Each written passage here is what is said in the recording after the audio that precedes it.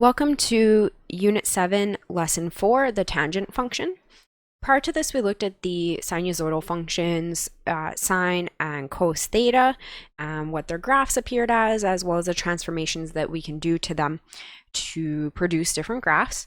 And now we're going to look at the tangent function. So I want you to remember that each of these functions is related to the unit circle, and the points that we graph correspond to a location on that unit circle.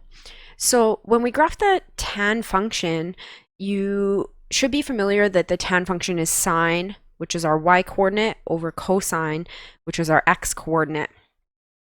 So when we find the tangent, we're actually finding the slope of a line segment. The tangent function is a fraction, so what we need to be considerate of is that the bottom of the fraction cannot equal 0. So we need to think about at what points on the unit circle does the cosine function equal 0? Where is our x-coordinate 0? And of course that happens when we're on the y-axis, so at pi over 2 and 3 pi over 2. Now, of course, this function continues off it from negative to positive infinity. So any increment of pi over 2 or 3 pi over 2 is going to have a non-permissible value or a vertical asymptote.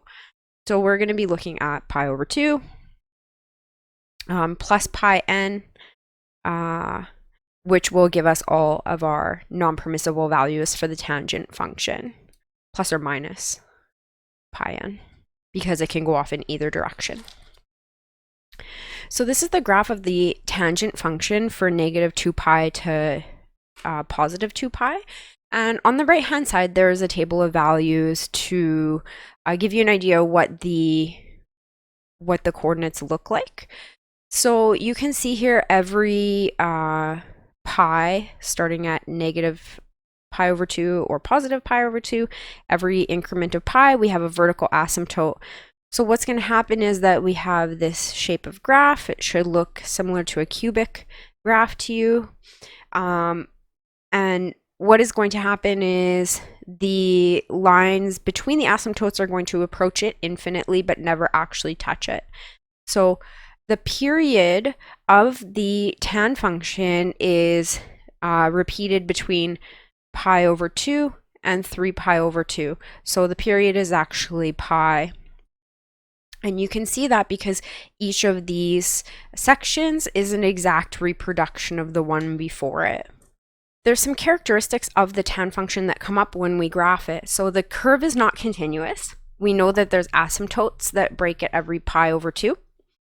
Tan theta equals 0 when theta equals any increment of pi. Tan equals 1 at theta equals negative 7, negative 3, 1, and 5. So every 4, pi over 4.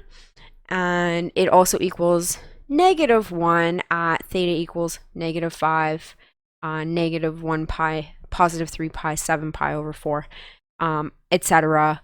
in both directions, positive and negative. The graph of y equals tan theta has no amplitude because there's no max or min. It continues off negative to positive infinity, and the range is that y is an element of the reals. Now, we have an additional example here. Draw the graph of y equals secant x. So remember the secant x is 1 over cosine x. In this graph, you're also going to end up with some asymptotes. I apologize that it's not drawn to scale. I did my best to make them even increments, but it didn't happen.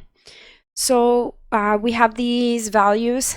Notice that we have no values between negative and positive 1. It's just undefined there. And then we also, very similarly to the tangent graph, have vertical asymptotes at every increment of pi over 2. It's off the screen there. Pi over 2 plus n times pi. So the period, you can see we're using the round brackets because it does not include those values. The period of this function is negative pi over 2 to 3 pi over 2. You might be saying, why is that?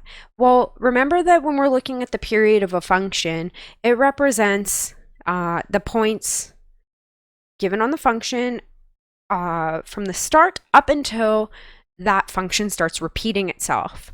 So from here, negative pi over 2, up to here, 3 pi over 2, the values are unique.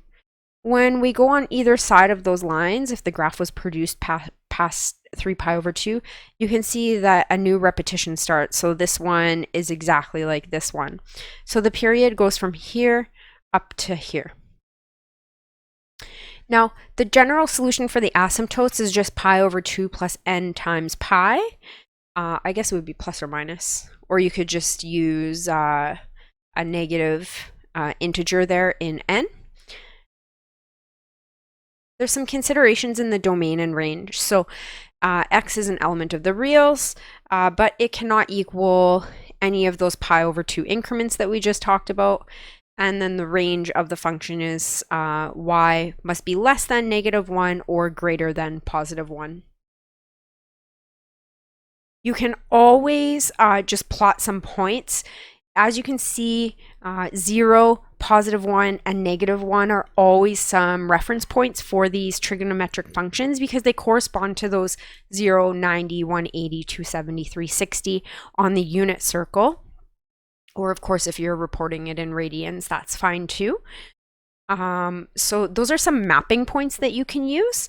And from there, you'll just have to estimate the general location of the remainder of the points based on the shape of the graph that you're given. Beyond the examples, you have practice questions that you can complete, and then you can move on to the homework for this lesson.